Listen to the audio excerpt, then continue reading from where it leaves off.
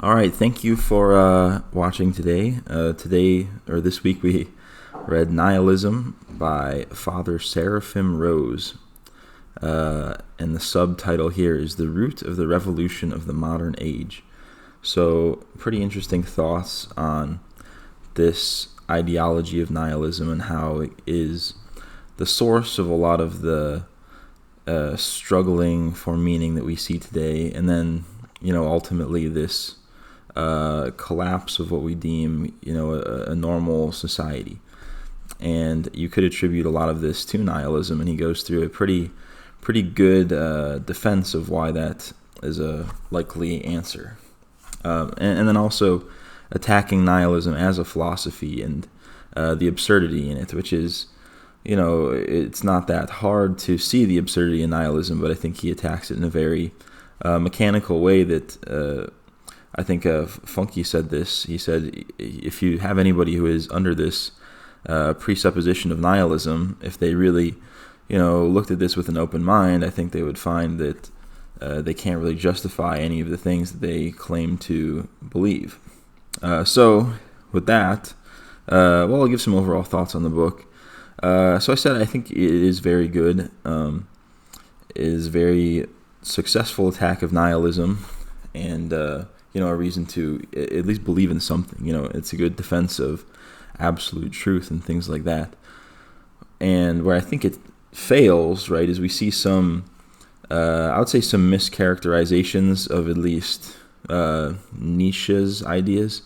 Now, as before, I've been pretty critical of Nietzsche, so don't think that this is me being overly defensive of him, but I think you need to have a good understanding of the people you're attacking, and to a certain degree, I think Seraphim Rose does not, or at least he's mischaracterizing some of the arguments that Nietzsche makes. Because ultimately, if you read Nietzsche, is he a nihilist? Well, by some definitions used by Rose in this, maybe he is, but in general, he is not. I don't think he even calls himself a nihilist, but he was the first person to kind of understand this problem of nihilism and to illustrate it, describe it. And you actually have to give Nietzsche a bit of credit for that, because, to write a book like this, you kind of need that fundamental idea of what nihilism is that was kind of popularized by Nietzsche. So, all right, with that little caveat, I think we can talk about the text. So he first goes into how this nihilism has come to be, and right, how exactly the philosophy works. And I guess you could call this epistemology, where we obtain knowledge. So the first quote I highlighted here, he talks about relative truth. So he says, relative truth is primarily represented for our age by the knowledge of science, which begins in observation, proceeds by logic, and progresses in orderly fashion from the known to the unknown. It is always discursive, contingent, qualified, always expressed in relation to something else, never standing alone, never categorical, and never absolute. And so we first run into this issue, which is even these things that we see as totally concrete, like methodological science, it is not resting on anything absolute, and therefore it's going to have its shortcomings. You need to have some kind of absolute truth to have a basis for a wider philosophy. You can't have a worldview based exclusively on science, because science is not absolute. It is totally relative, based on findings that you have seen compared to other things. Right? So if you're doing this constant act of comparison, there is no absolute truth for you to rest on.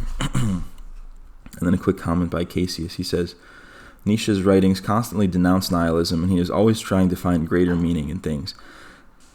Okay, that is true, and now once again I will go back to not defending Nietzsche, and I will say, to a certain degree, now you see or at least this is what Seraphim Rose manages to point out, is that some of his solutions are very nihilistic, and we'll get into that. So even his solution to nihilism ends up succumbing in a way to more nihilism, but we'll get to that when we get there. And so we talked about, the issue with relative truth compared to absolute truth. And then he expands on this. He says, every man, as we have seen, lives by faith. Likewise, every man, something less obvious but no less certain, is a metaphysician. The claim to any knowledge whatever, and no living man can refrain from this claim, implies a theory and standard of knowledge, and a notion of what is ultimately knowable and true.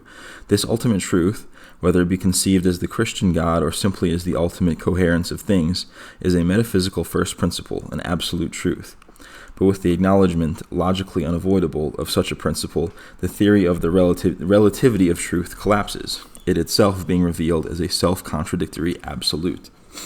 So, this is one of those things that you tend to take for granted, but if you are going to hold any kind of a sentient thought, that means you need to claim some form of knowledge. So, whatever you do, you are resting on some kind of absolute knowledge that is going to be your basis for acting, right? So no person can escape this idea of metaphysics. So he says every single person is a metaphysician. So, and then in that same way, every person lives by faith. Can you really explain why you know that the next step you take isn't going to make you fall through the floor? Oh, not exactly. You have to take by faith that, these laws of physics that hold true day to day are going to hold true the next second as well. And that ultimately is an act of faith, right? You have no absolute knowledge that is going to happen, but you need to sort of accept this as an absolute in order to function properly in a day-to-day setting, right? And in the same way, if you're going to make any kind of a moral decision, you need to rest that on some kind of an absolute, or else you are completely misguided or even unguided, right? So this is a very good point to say that every single person you're taking plenty of things on faith every single day, and ultimately you are making these decisions whether you want to or not. You can't escape them. So good stuff there.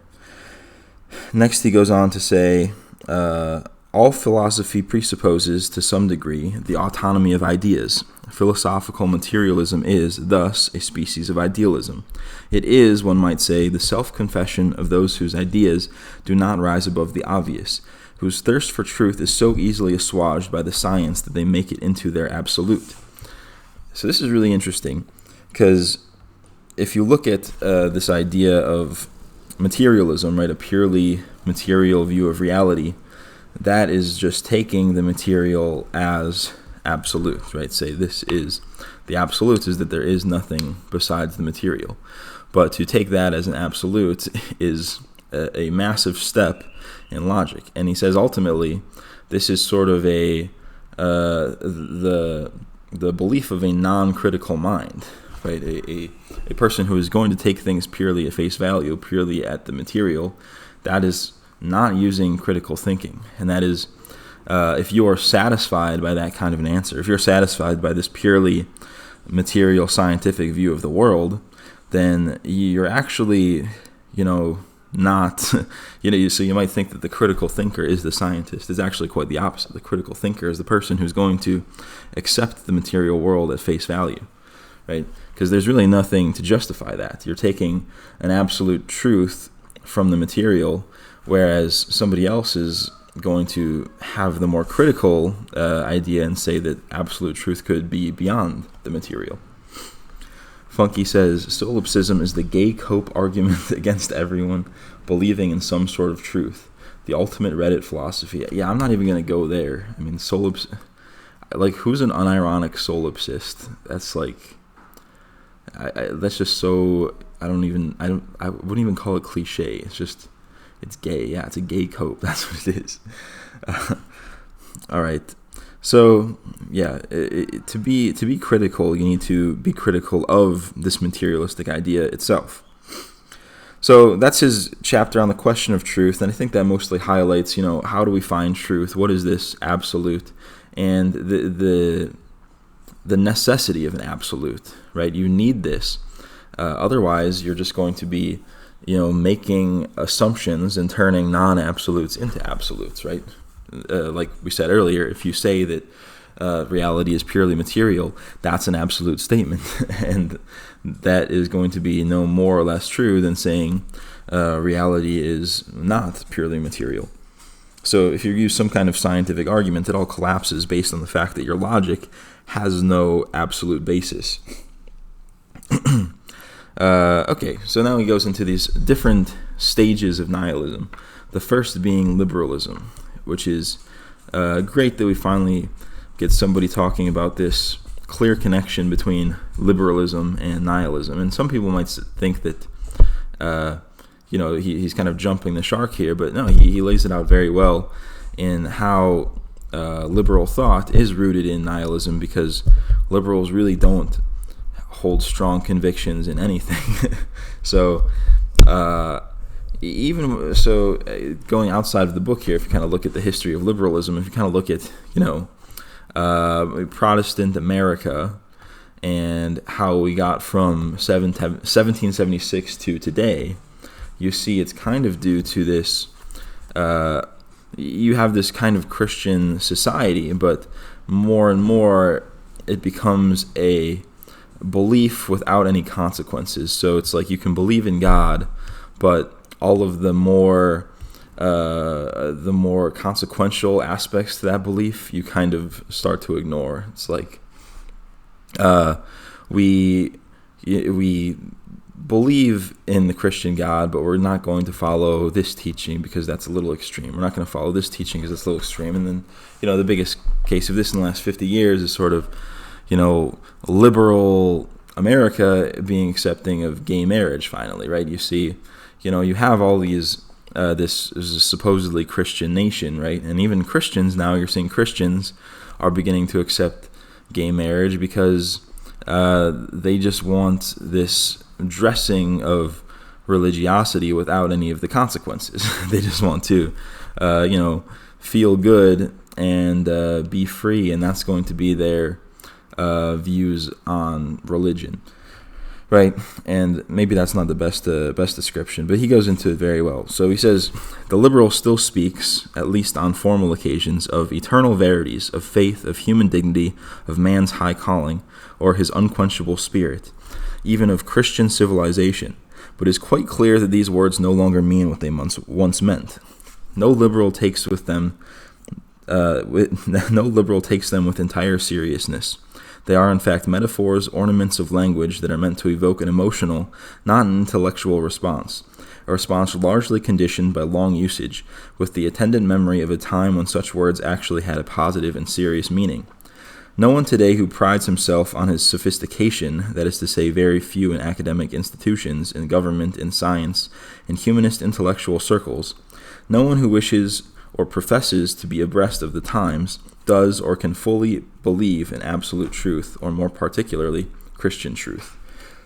So, once again, he says it very good right here. So, you have a lot of these ideas that we still kind of claim to care about today, right? So, we'll talk about, let's look at human dignity, or unquenchable spirit, right?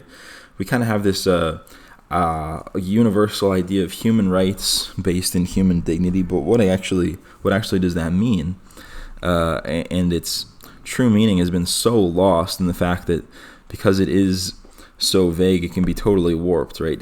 Human dignity used to be, being able to provide yourself and not being like a slave to somebody else's whim, right? And now human dignity means you need to have free gender affirmation surgery, right? It's like you can just sort of warp that to be whatever you want it to be. But, that's an extreme example. But even then, it's just sort of, the slow evolution of this, where it's you need to keep up with the times, right? So he says, to be abreast of the times, you cannot believe in absolute truth, right? So you have this idea of the progress throughout history, and I've talked about it, what this word means, progressive and progress. It really just means the destruction of the old order, and if the old order is based on any kind of absolute truth, that just means you're moving progressively further away from that truth. So as time goes on, people are just going to be losing this belief in absolutism and sort of falling into this liberal framework where it's whatever is the current trend, whatever is popular, whatever human dignity is going to mean today, rather than some kind of absolute belief in true human dignity. So that's the first part in liberalism. Then he says, it is, in the liberal view, the people who rule and not God. God himself is a constitutional monarch whose authority has been totally delegated to the people and whose function is entirely ceremonial. And I think this really ties back into political theology, right? And you see how this descent from, true belief in religion and monarchy kind of coincided with the fall towards, secular atheism and then ultimately liberalism, right? So you have this belief in an absolute authority and an absolute truth in God, therefore you kind of believe in absolute state, right? And then as the liberalism is the first stage of this, right? So he says in liberal view, God is now the constitutional monarch, right? He is absolute on paper, but we can sort of manipulate him to do what we want. So, God might say that gay marriage is bad, but if I just rationalize to myself that gay marriage is okay, I can simultaneously believe in a Christian God, but also support gay marriage, right? It's really easy for you once you fall into this, right? God is the constitutional monarch framework. So Funky says, liberalism tries to make man God so man can have some sort of coping self-justification in their pursuit of hedonistic lifestyles. Right. You have this sort of, and I don't know if you see this up until very recently, but there's this very much self-deification, the worship of the self and this hyper-individualization. And it's almost like a horseshoe theory in the fact that, if everybody is a hyper-individual, nobody is. Because you end up just being so individualistic that the things that actually have the strongest identification towards the individual are group identities, if that makes sense. Because, what is a person without their nation, without their tribe, without their religion, right? These are some of the strongest personal identifiers. And once you're going to leave those behind, you're actually a very easy to manipulate person. You actually end up having less individualism. And you see that, with rampant capitalism. As soon as you give up, a national identity or a religious identity, well, now you have a brand identity. Now you are, your God is Supreme T-shirts, right? And I guess that's sort of getting off track here, but and you really see the hyper-individualization, self-deification created in liberalism. Oh, excuse me. All right, so moving on. Okay. The liberal may be interested in culture, in learning, in business, or merely in comfort. But in every one of his pursuits, the dimension of the absolute is simply absent. He is unable or unwilling to think in terms of ends, of ultimate things. The thirst for absolute truth has vanished, has been swallowed up in worldliness. And this is pretty powerful in the sense that if you just talk to people today and see what exactly they're, working towards, what are they aiming for, nobody has this sort of orientation towards any kind of absolute truth, right? They're kind of like, I just want to save up for retirement and, buy a place on the coast and, just live comfortably. And there's is that really what your life is going to culminate in, right? There's no orientation towards an absolute truth here. There's no, I want to, create a strong family for the purpose of, fulfilling my righteous duty. Or there's no, I want to, live as a moral individual. There's nothing like this. It's sort of just floating and having this go from one thing to the next. And every time you're learning about culture, it's as a hobby, right? I'm going to study different cultures because it makes me cool and interesting, not because it actually is leading you towards any kind of truth. It's just sort of this diversion. Same thing in any type of learning, you're just going to read whatever popular New York Times bestseller book is out there that doesn't actually teach you anything truly relevant. But yeah, and that's really what liberalism has come to. There is no absolute truth. It's just kind of aimless wandering, right?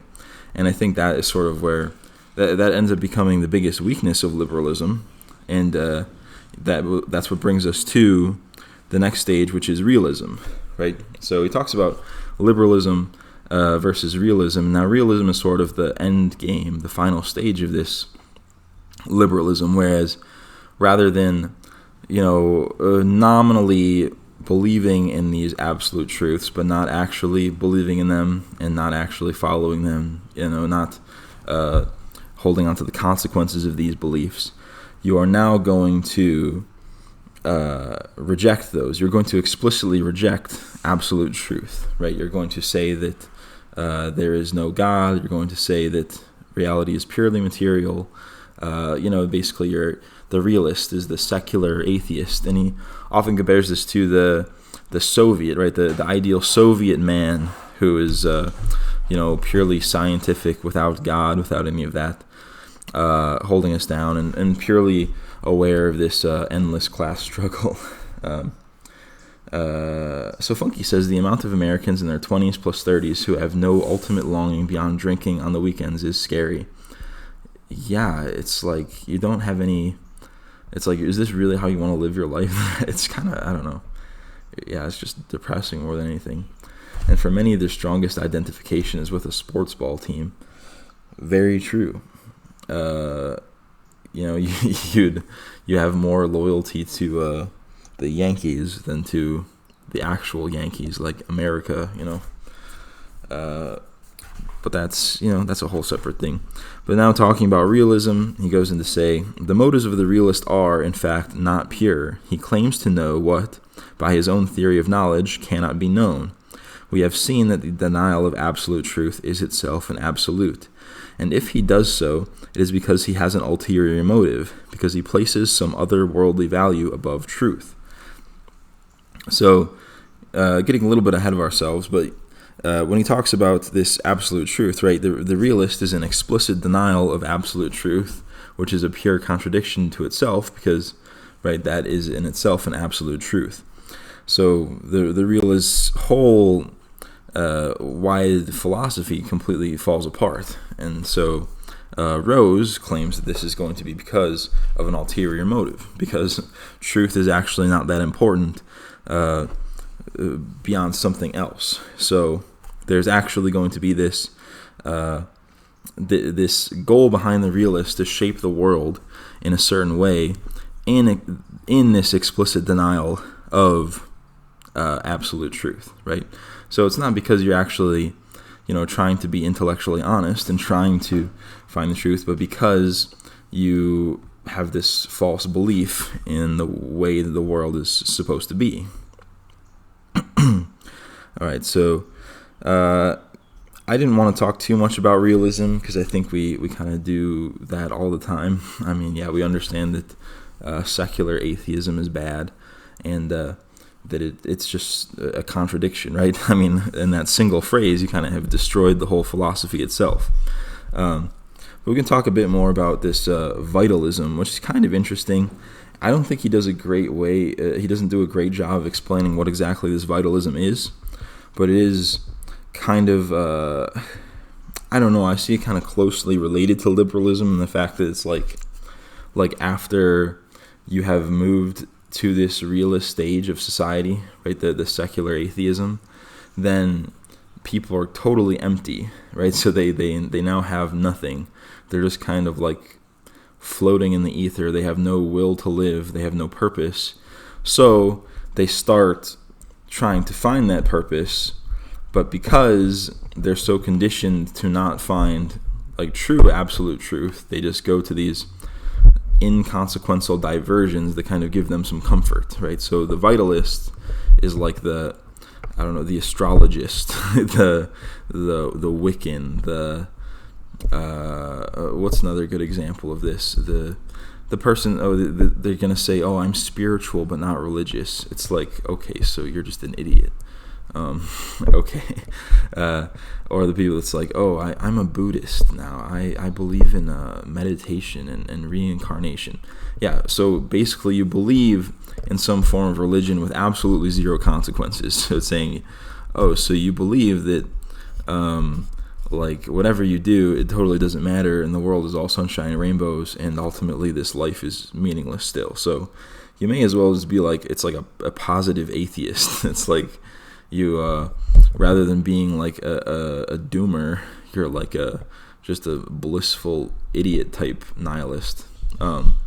Because and what this comes down to is the fact that you're in explicit denial that there could be like that an explicit denial that like traditionalism or like reactionary thought could be correct, right? You really don't have any argument against it, and you're like this close to justifying it yourself.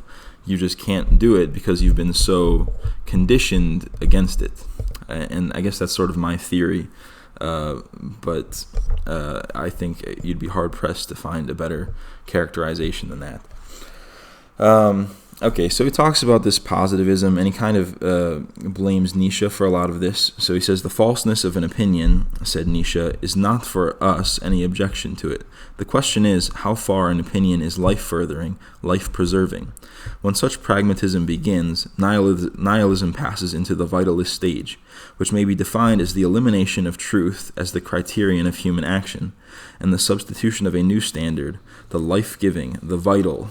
It is the final divorce of life from truth. So I think this was the single passage that described this idea of vitalism the best. So you originally have this orientation towards truth, right? And even if you look at something like pre-Christian, right? The pre-Christian philosophy, Greeks, or even, ancient Hindus, any of these ancient philosophies, they're all trying to find some sort of absolute truth. They're trying to say, what is true? What is the nature of the universe? And that was where we were going to find satisfaction. But now that when you explicitly deny the truth, and now you need to find satisfaction in something else, and then you sort of have this, I guess, a self-fulfilling prophecy, and then you're just going to find truth in whatever is satisfying rather than whatever is true. So now the transcendent, now the spiritual, rather than trying to orient us towards truth, is orient us towards, what feels good, what this like life-affirming truth, right? And that's how you get exactly like the modern Buddhist that is like, oh, it would make me feel good to know that this life isn't all I have, but I don't actually want to think that there's like consequences to my actions, like heaven or hell. So maybe I'll just believe that I'll be reincarnated into a deer, because that would be cool. That would make me feel, like in touch with nature. That would be really cool. And I like that. That's a pretty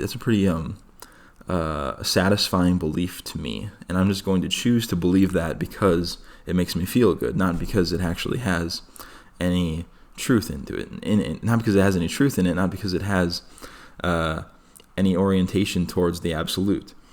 So yeah, this is what we see more and more today, and like I said, it's because people are struggling to give their lives any kind of meaning. You kind of get this, you might even, and now here's where you might say Nietzsche is the root of this, right, in this like existential nihilism, right? So you have gone past this point of believing that there is no meaning to the universe, and now you're going to say, well, I'm going to give the universe whatever meaning I choose that makes me feel good, which is like just as bad. There's really nothing remotely better about that than just being a pure nihilist. You're just like a naive, retarded nihilist. And that was me at one point. I mean, I used to describe myself as an existential nihilist, and I think that that's just so cringe. Like, there's really nothing you can justify that other than like your own desire. Your desire for something to be true does not make it true, and I think people need to realize that. So the fact that drug use is heavy amongst these spiritual types says everything you need to know about their beliefs.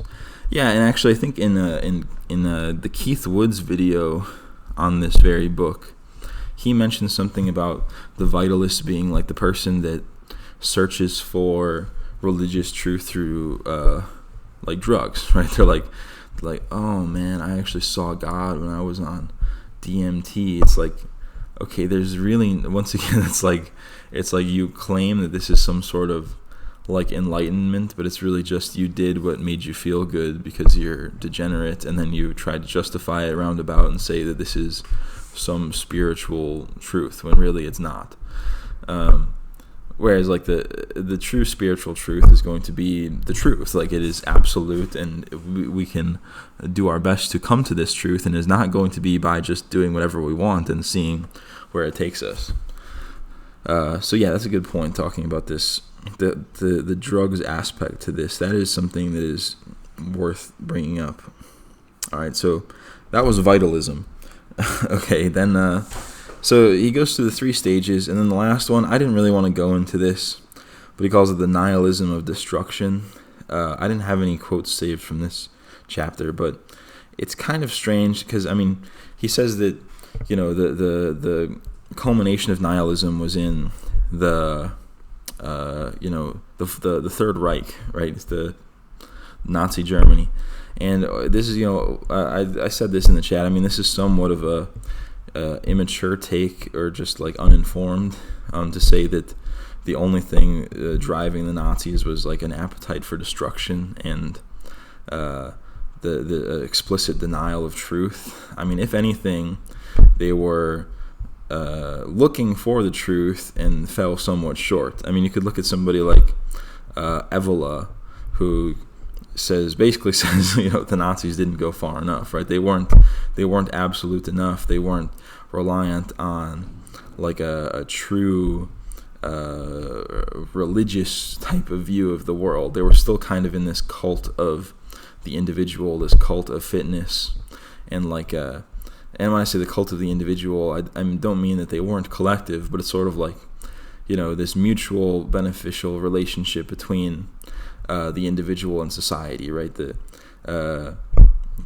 society is going to help out the individual as long as the individual does his part, right? And kind of, I mean, if you look at it, like fascism was kind of what communism claimed to be, right? To each according to his needs, and from each according to his ability, just in like a much more well-organized way.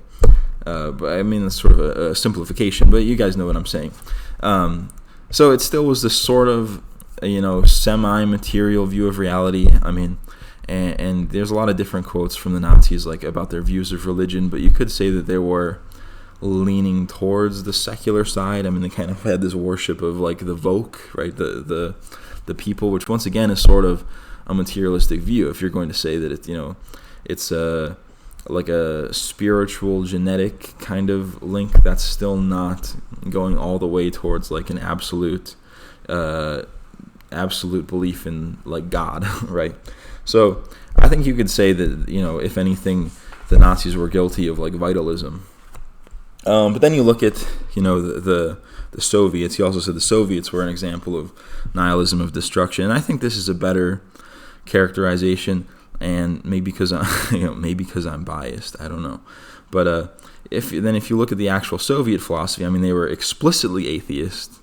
They were hyper collectivists to the point where like an individual life was not important at all. So they're sort of denying the sanctity of life. They are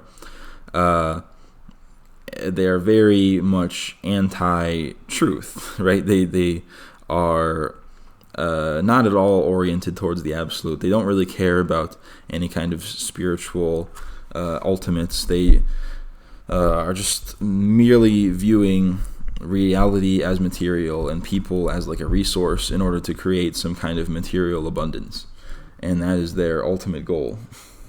So yeah, I would definitely say that's nihilism of destruction. But that's sort of like the ultimate step of realism, right? Hyper-realism to the point where your only goal is material abundance at all costs, right? Interesting. Interesting characterization. So then the Nazis might have been vitalists, the Soviets were realists, and then they both sort of ended in destruction in their own way. So let's see. it is essentially trying to paint them as mustache-thrilling villains. Yeah, so he's sort of falling for this. This was in the 1970s, I believe this was written. He's sort of falling for that, rhetoric that they're literally just, like the embodiment of evil, which is like, if that is your understanding, then yes, I guess they are the ultimate nihilists. Then, like you said, once the Soviet Union was just one huge corporation that provided housing for their employees. Yeah, more or less. So how different is that from what we see today, right, in America? But that's neither here nor there. All right, so moving on, and then he does a few more chapters to sort of elaborate on the problems with nihilism and its ultimate, goals and its overall philosophy. So he has one chapter on the war against God. So he says, the nihilist rejection of Christian faith and institutions, then, is the result not so much of a loss of faith in them, but in a loss of faith in them and their divine origin. Though no nihilism being pure, this skepticism is present also, as of rebellion against the authority they represent and the obedience they command.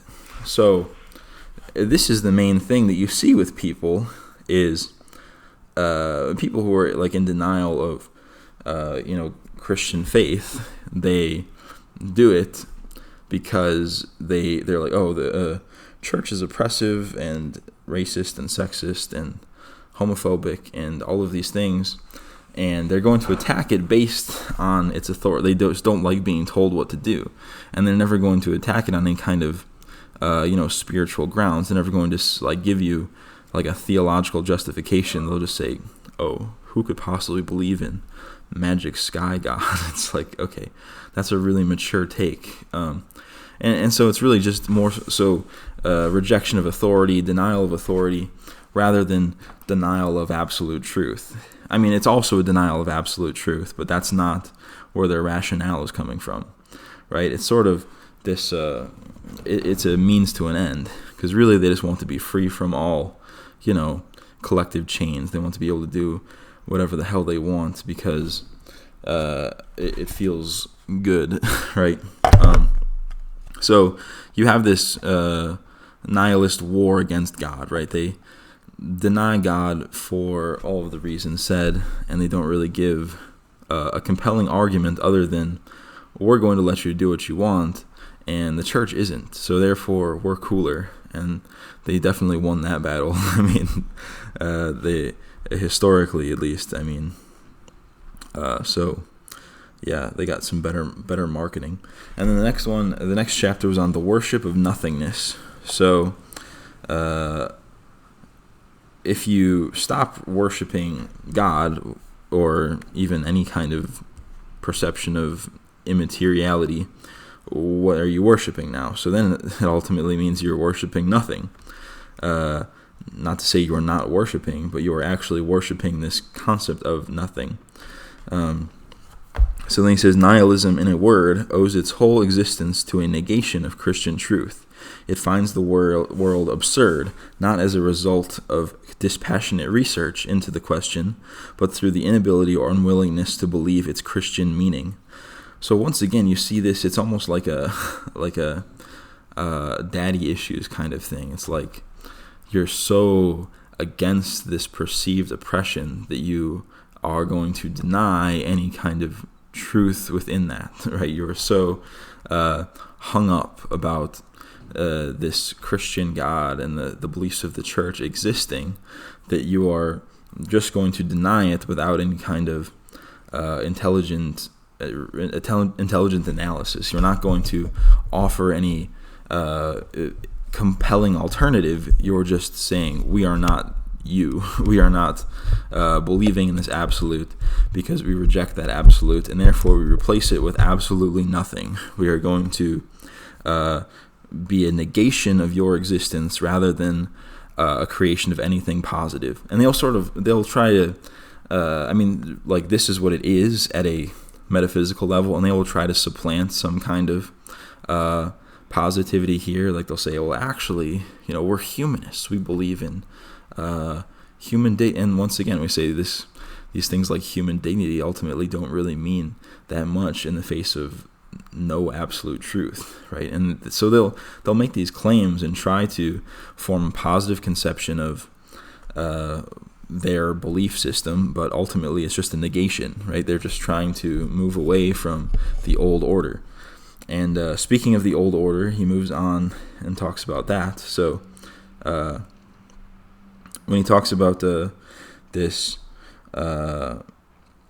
goal of nihilism, right? They're just trying to abolish the old order, right? The old authoritarian Christian order, and replace it with, this value of absolutely nothing. So, moving on to this, he has this whole chapter on the fashioning of the new man. Now, this is pretty interesting because, as much as he claims to disagree with Nietzsche, when he talks about the new man, I mean, so much of this is just echoed in Nietzsche's conception of the last man, right?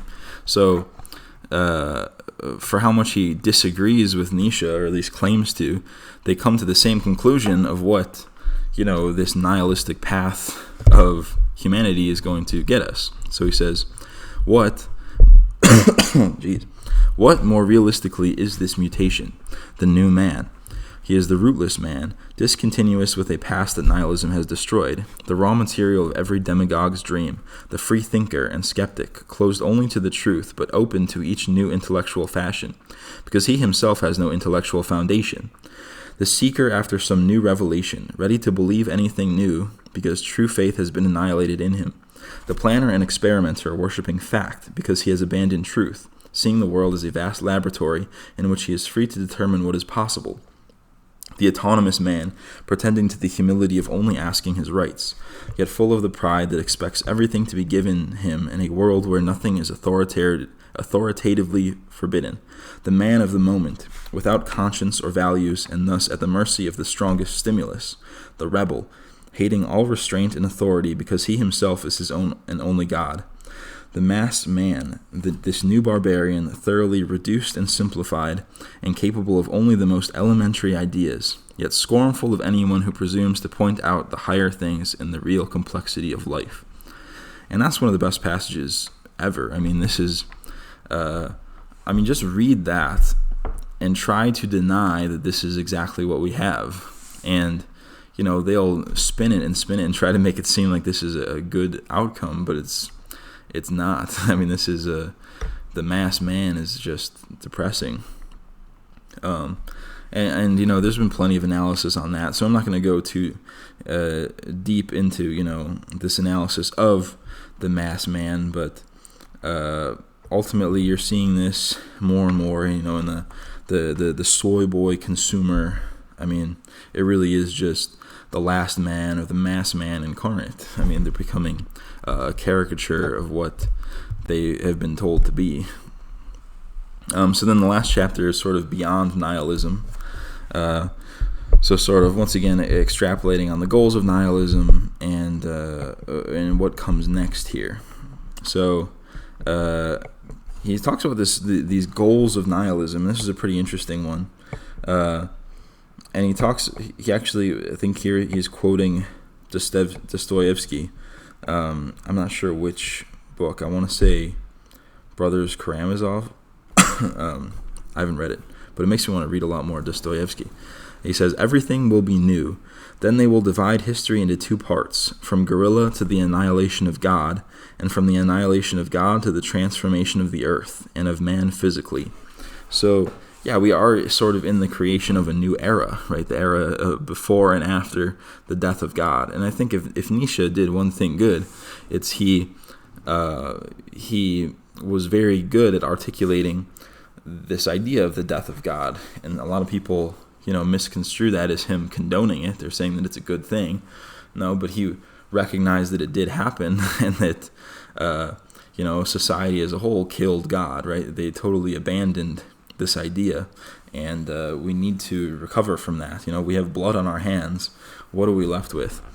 And a short digression on Nietzsche here, and Nietzsche saw the solution in this to sort of the creation of something new, right? That's this Uberman the sort of, and it is in a way another form of hyper individualization, self deification, and I think that is what Seraphim Rose is rejecting, right? He doesn't want to see this this new conception of reality that is once again sort of rooted in human actualization rather than an absolute truth. And while actualization is important, I think absolute truth is more important. So rather than working towards this individualization, Rose wants a return to the absolute, right? This understanding of what the absolute truth is and working towards it. So, yeah, I'd say that is probably the biggest issue with Nietzsche in this, and the fact that he's a vitalist in that sense, right? After everything has been destroyed, he tries to rebuild, and it ends up being off the mark, right? Because Nietzsche as well, and I've said this, he is sort of in that same thing. He kind of is willing to recognize that there is this truth, right? There is some kind of immaterial, spiritual thing, and he refuses to believe that it might be, a Christian conception of God. He just does not want to believe that, despite the fact that many of his own writings kind of arrive at that conclusion. So that's neither here nor there, because we're talking about these two ages of man, right? From the beginning of history to the death of God, and then the new man, right? So this final age. So you might even call this, Kali Yuga or something, or even the end times, right? You'd say that, that's what we're undergoing right now. So that was the first goal of nihilism, was this new age. Let's see. I got the rest of it here. So, this was an interesting passage. So he says, "And indeed the Christian is, in a certain sense, in the ultimate sense, a nihilist. For to him, in the end, the world is nothing, and God is all. This is, of course, the precise opposite of nihilism we have examined here, where God is nothing and the world is all. That is a nihilism that proceeds from the abyss, and the Christian's is a nihilism that proceeds from abundance. The true nihilist places his faith in things that pass away and end in nothing. All optimism on the foundation is clearly futile. The Christian, renouncing such vanity, places his faith in the one thing that will not pass away, the kingdom of God." So, and I think you find this as a sort of mischaracterization of Christianity, right? Where like people say, "Oh, if the kingdom of heaven is more important than earth, then basically you're writing off the existence of earth, or writing off human life as being totally worthless." And once again, that's sort of a mischaracterization, but in a certain sense, it is kind of true, right? Because you do kind of put a strong belief in something beyond the material, which is explicitly anti-nihilist, right? It is the polar opposite of nihilism, in which the nihilist, in a roundabout way, in their efforts to justify life as being meaningless, they actually give material life the most possible meaning, and therefore you see the supposed nihilist kind of clinging to their lives more so than anybody, right? I mean, if you, I don't know if there's any statistics to back this up, but if you just looked at, views of death between Christians and nihilists, I would say that nihilists are probably much more afraid of death than Christians are. So an interesting thing. I think somebody should do a poll like that. That would be very, very interesting. All right, so I think I had one more passage I wanted to talk about in Beyond Nihilism. So he says, and this was another Dostoevsky quote. Really good. He said, "There are some who remain proud and fierce even in hell, in spite of their certain knowledge and contemplation of the absolute truth. There are some fearful ones who have given themselves over to Satan and his proud spirit entirely. For such, hell is voluntary and ever-consuming.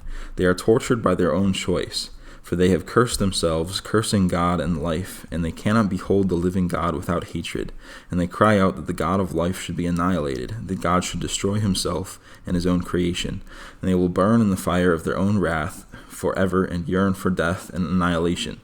and they will not attain to death.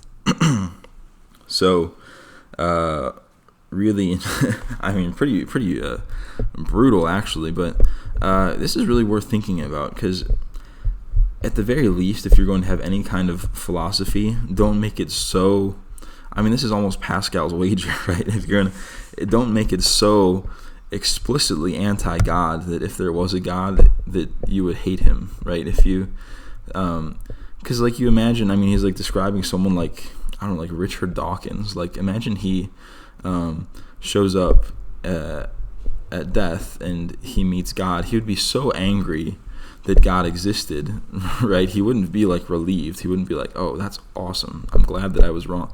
He has so much hubris that he would hate God, and that is what would earn him punishment, right?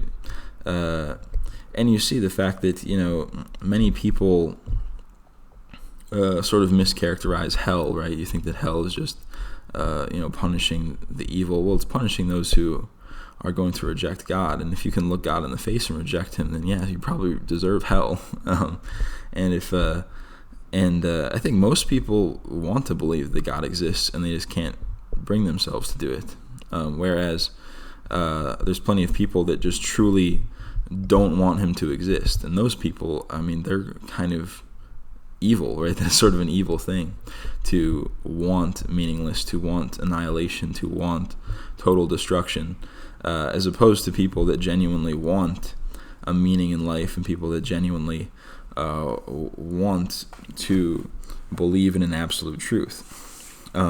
So yeah, and on that note, I mean, that's really the ultimate issue with nihilism, is like, what's the point? like you're just going to put all of your eggs in the basket of nothing matters, and then well, what if things did matter? You know, wouldn't you feel pretty shitty? Like, wouldn't you just be condemning your soul in a way? Wouldn't you just be totally at a loss? It's like you have a choice. You know, nobody's forcing you into having to believe in the power of man, right? No, you don't need to believe in your own intellect. You don't need to reject God so strongly that you're going to have a hatred there, right? I mean, at least an agnostic, you know, is open to the idea, but the explicit atheist is like, is sort of a corrupted soul, right? Well, I hope you guys enjoyed that. If anybody has anything to say, I know we've gone for a little while here, but I can still open it up for some discussion. All right, so voice chat is here. I'm in. So yeah, I'll see if anybody wants to pop in. If anybody wants to make any final comments, I'll read those out. But yeah, otherwise I will sign off in the next minute or so. Yeah, I hope you guys enjoyed the book. I mean, it was very good. I mean, it was a good book. I mean, despite some of its historical shortcomings, yeah, I mean, it's really, you'd be hard pressed to refute a lot of the stuff in here. Next book. Next book. I don't know. I was sort of rough on the polls this week. I didn't make one, but I don't know. I'll probably just make a poll today, and we'll hopefully by the end of the night we can make a decision. Oh, where would you say the Third Reich fell short? Okay, well, you have the issue of dictatorship versus monarchy, and you have this to a certain degree. Cult of personality is actually bad, because cult of personality 3 hours later, yeah, funny. Well, so cult of personality is bad because of the exact wording here. So like cult, right? You have this fanatical belief in something that is a person, right? So you have a person who you're going to be fanatically devoted to. Well, you shouldn't be fanatically devoted to any person. You should be fanatically devoted to an absolute truth, right? You should be fanatically devoted to God or religion or things like that. So to have a cult of personality behind Hitler, right? I mean, as good of a leader as he might have been, that's it's nihilistic in a sense, right? So you're not going to be, as a state, you're still kind of in the mind of orienting your people towards like material abundance rather than orienting them towards an absolute truth. But they did a much better job of this than any kind of liberal regime. I mean, because at least they did things like they wanted people to be virtuous, they wanted people to be physically fit, they wanted people to have families, they wanted people to procreate, and those were all good things. But like I said, like someone like Evola, right, who says, well, if you're a true right-wing reactionary, you see the shortcomings of this. You say they really didn't go far enough, right? If they were like an absolute religious state, then maybe that would be something else, right? Something more like Italian fascism. Mussolini, he said he wanted to restore the monarchy, right? He wanted to, and it was supposed to, he was at least nominally, explicitly Catholic, right? He says, the Roman Catholic religion is our religion, and we are going to be proponents of that. So, yeah, I guess that in a long rounded ways, yeah, that's where the Third Reich fell short. And also maybe, invading Stalingrad in the winter was a bad idea. All right. Well, it doesn't look like anybody has any more questions or if anybody wants to hop in. So I guess I will sign off here. Thank you, everybody who came to watch today, and I hope to see you next time.